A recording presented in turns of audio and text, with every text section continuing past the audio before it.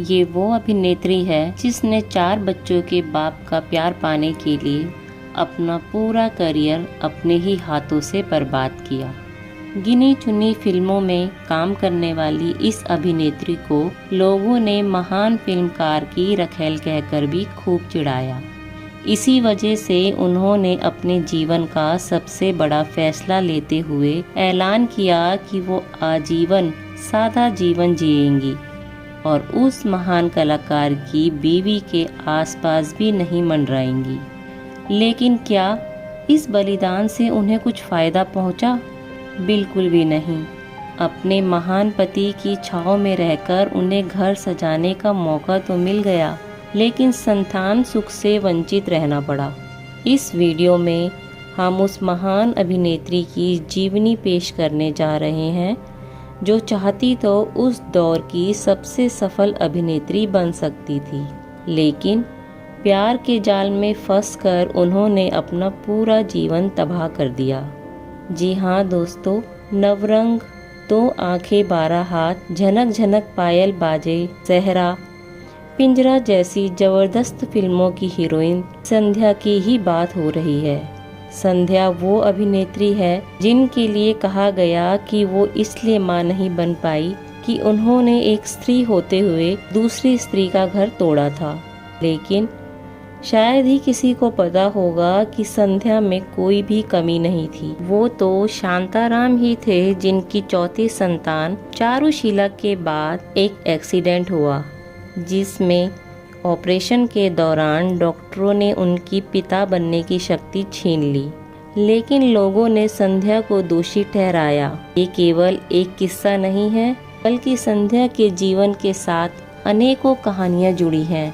तो चलिए बॉलीवुड गॉसिप में उन कहानियों पर प्रकाश डालते हैं। विजया श्रीधर देशमुख, ये है संध्या का असली नाम। उनका जन्म हुआ था 1 जनवरी 1930 को गुजरात में। क्योंकि उनके पिता श्रीधर देशमुख गुजरात प्रांत के एक मशहूर नाटक कंपनी में अभिनय करते थे, इसलिए वे महाराष्ट्र से निकलकर गुजरात में बस गए थे। 1879 में स्थापित हुई इस देसी नाटक समाज कंपनी का जिक्र इसलिए भी करना बनता है क्योंकि उस दौर में अभिनेत्री बिंदु के पिता नानू भाई देसाई भी इस कंपनी में अभिनय करते थे।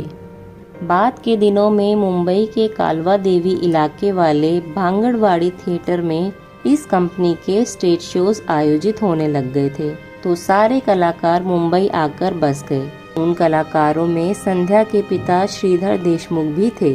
श्रीधर की बड़ी बेटी वत्सला देशमुख का जन्म 1927 में हुआ था।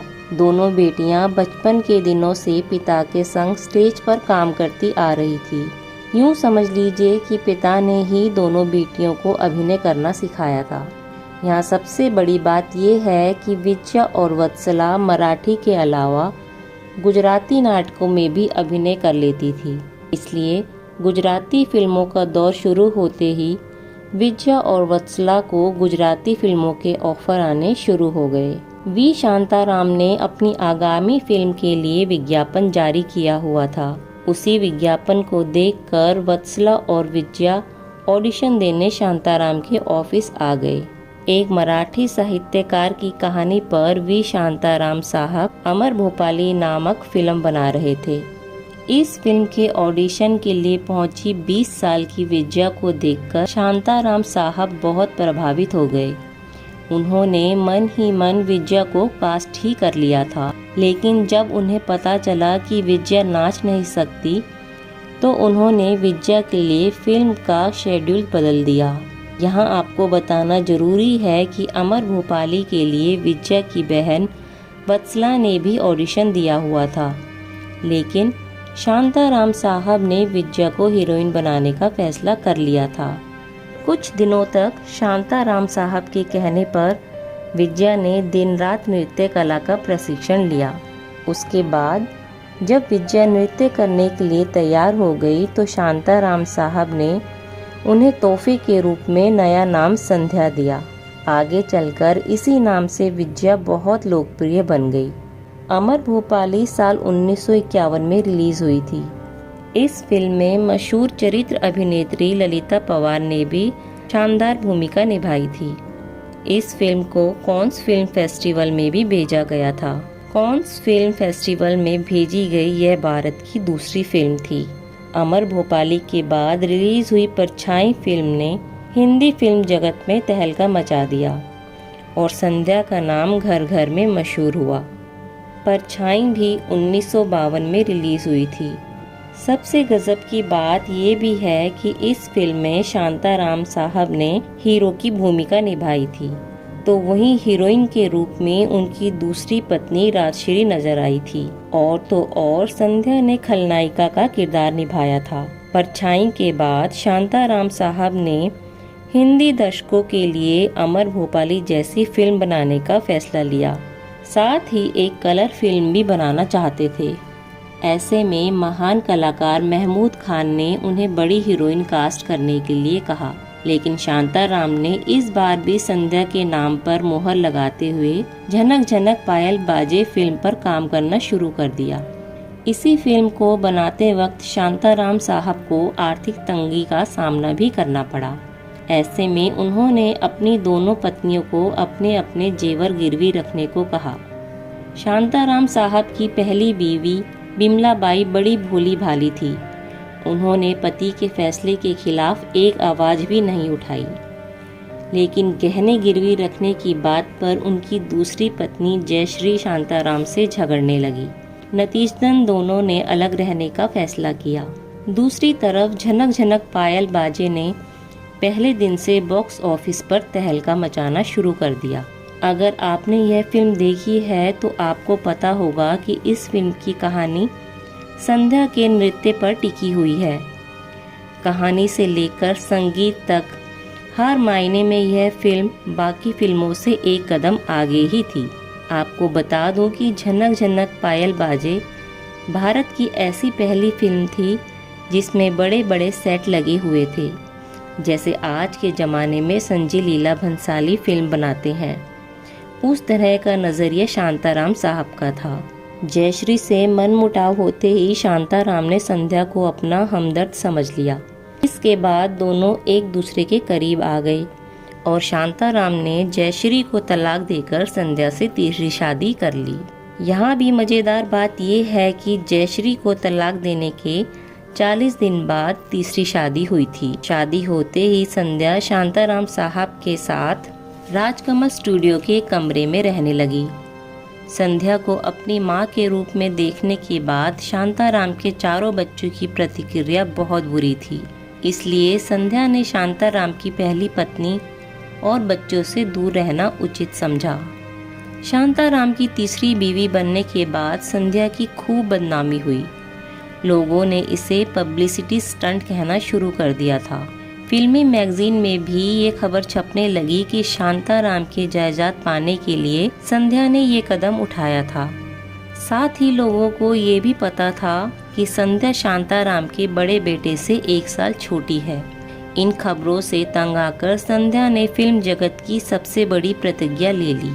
उन्होंने ऐलान कर दिया कि वो जीवन भर साधारण जीवन शैली अपनाती रहेंगी और धन दौलत से सदा ही दूरी रखेंगी। इस प्रतिज्ञा को साथ मिला शांताराम का वो एक्सीडेंट, जिसके बाद वो कभी बाप नहीं बन सकते थे। नतीजतन इस बात को हमेशा से दबाकर रखा गया, इसलिए लोग इस बात को लेकर भी संध्या को कोसने लगे।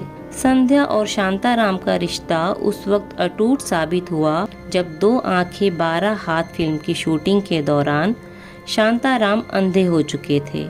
उस वक्त संध्या ने नर्स बनकर उनका ख्याल रखा। फिल्म रिलीज होते ही दर्शकों ने संध्या की खूब तारीफ की। संध्या के प्रति लोगों का नजरिया बदल गया। 1963 तक संध्या की 3 फिल्में रिलीज हुई, नवरंग, स्त्री और सहरा। इन तीनों फिल्मों में संध्या का अभिनय तारीफ के काबिल है। अगर आपने नवरंग फिल्म देखी है तो आपको पता ही होगा कि इसमें संध्या ने अपने जीवन का सबसे बेहतरीन किरदार निभाया था। संध्या को लेकर लोगों ने अजीब अजीब कहानियां लिखी हैं और उन्हें बहुत बदनामी भी सहनी पड़ी। लेकिन इन सब का जवाब उन्होंने चुप रहकर दिया। हर सवाल का जवाब उन्होंने अपने अभिनय और नृत्य से दिया। आखिर के दिनों में रिलीज हुई फिल्मों में भी संध्या ने उसी जज्बे के साथ काम किया था। जैसे कि पिंजरा फिल्म में संध्या ने ऐसी महिला का किरदार निभाया था जो एक ईमानदार स्कूल मास्टर को अय्याश बना देती है और उसे अपने इशारों पर नचाती है। उस स्कूल मास्टर का किरदार निभाया था श्री राम लागू ने। जल बिन मछली नृत्य बिन बिजली फिल्म को भी लोगों से खूब सराहना मिली। 1975 की मराठी फिल्म चांदनाची चोली अंग अंग चाली संध्या की आखिरी फिल्म साबित हुई। उसके बाद 1998 में करीब फिल्म के लिए उन्होंने चंद सेकंड के लिए काम किया। शांताराम के सभी बच्चों के साथ रिश्ते मधुर होने के बाद संध्या ने फिल्मों से संन्यास लिया था। शायद यही उनकी आखिरी मंजिल थी। 1990 में शांताराम की मृत्यु हो जाने के बाद संध्या सिर्फ सफ़ेद साड़ी पहनने लगी।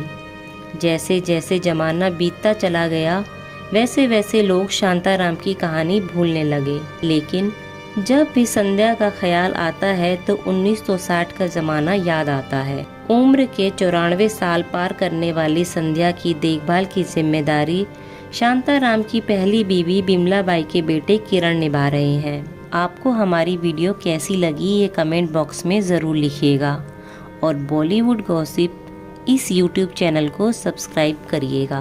धन्यवाद।